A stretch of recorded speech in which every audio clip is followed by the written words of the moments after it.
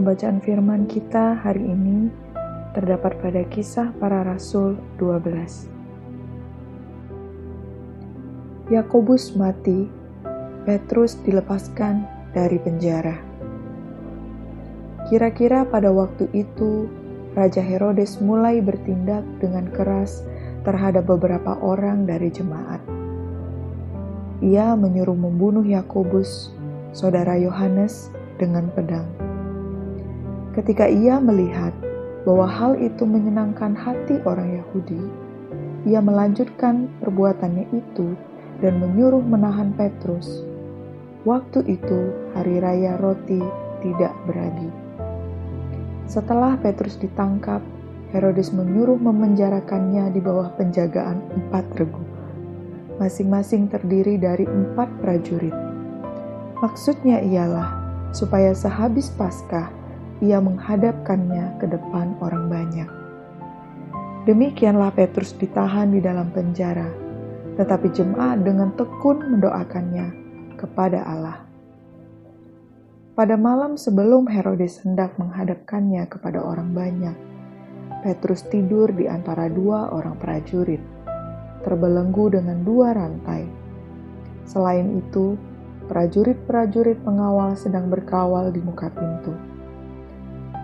Tiba-tiba berdirilah seorang malaikat Tuhan dekat Petrus dan cahaya bersinar dalam ruang itu. Malaikat itu menepuk Petrus untuk membangunkannya. Katanya, "Bangunlah segera." Maka gugurlah rantai itu dari tangan Petrus. Lalu kata malaikat itu kepadanya, "Ikatlah pinggangmu dan kenakanlah sepatumu." Ia pun berbuat demikian. Lalu malaikat itu berkata kepadanya, "Kenakanlah jubahmu dan ikutlah aku." Lalu ia mengikut malaikat itu keluar dan dia tidak tahu bahwa apa yang dilakukan malaikat itu sungguh-sungguh terjadi. Sangkanya ia melihat suatu penglihatan. Setelah mereka melalui tempat kawal pertama dan tempat kawal kedua, sampailah mereka di pintu gerbang besi yang menuju ke kota. Pintu itu terbuka dengan sendirinya bagi mereka. Sesudah tiba di luar, mereka berjalan sampai ke ujung jalan, dan tiba-tiba malaikat itu meninggalkan dia. Dan setelah sadar akan dirinya, Petrus berkata, "Sekarang taulah aku benar-benar bahwa Tuhan telah menyuruh malaikatnya dan menyelamatkan aku dari tangan Herodes dan dari segala sesuatu yang diharapkan orang Yahudi." Dan setelah berpikir sebentar, pergilah ia ke rumah Maria, ibu Yohanes, yang disebut juga Markus. Di situ banyak orang berkumpul dan berdoa. Dan ketika ia mengetuk pintu gerbang, datanglah seorang hamba perempuan bernama Rode untuk mengetahui siapa yang mengetuk itu. Ia terus mengenal suara Petrus, tetapi karena girangnya, ia tidak membuka pintu gerbang itu dan segera masuk ke dalam untuk memberitahukan bahwa Petrus ada di depan pintu gerbang. Kata mereka kepada perempuan itu, "Engkau mengigau." Akan tetapi ia tetap mengatakan bahwa benar-benar demikian. Kata mereka, "Itu malaikatnya." Tetapi Petrus terus-menerus mengetuk, dan ketika mereka membuka pintu dan melihat dia, mereka tercengang-cengang. Tetapi Petrus memberi isyarat dengan tangannya supaya mereka diam.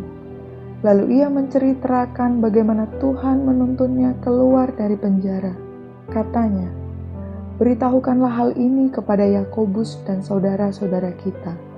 Lalu ia keluar dan pergi ke tempat lain. Pada keesokan harinya gemparlah prajurit-prajurit itu. Mereka bertanya-tanya apakah yang telah terjadi dengan Petrus. Herodes menyuruh mencari Petrus, tetapi ia tidak ditemukan. Lalu Herodes menyuruh memeriksa pengawal-pengawal itu dan membunuh mereka. Kemudian ia berangkat dari Yudea ke Kaisarea dan tinggal di situ. Herodes mati. Herodes sangat marah terhadap orang Tirus dan Sidon. Atas persetujuan bersama, mereka pergi menghadap dia. Mereka berhasil membujuk Blastus, pegawai istana raja, ke pihak mereka.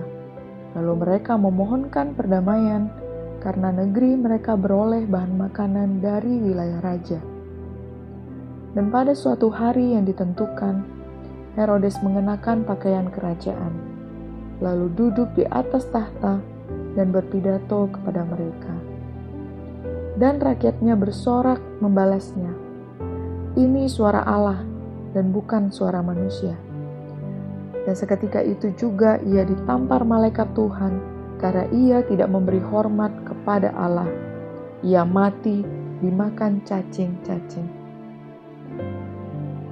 Barnabas dan Saulus diutus.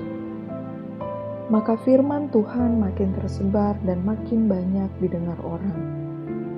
Barnabas dan Saulus kembali dari Yerusalem setelah mereka menyelesaikan tugas pelayanan mereka. Mereka membawa Yohanes yang disebut juga Markus. Amin.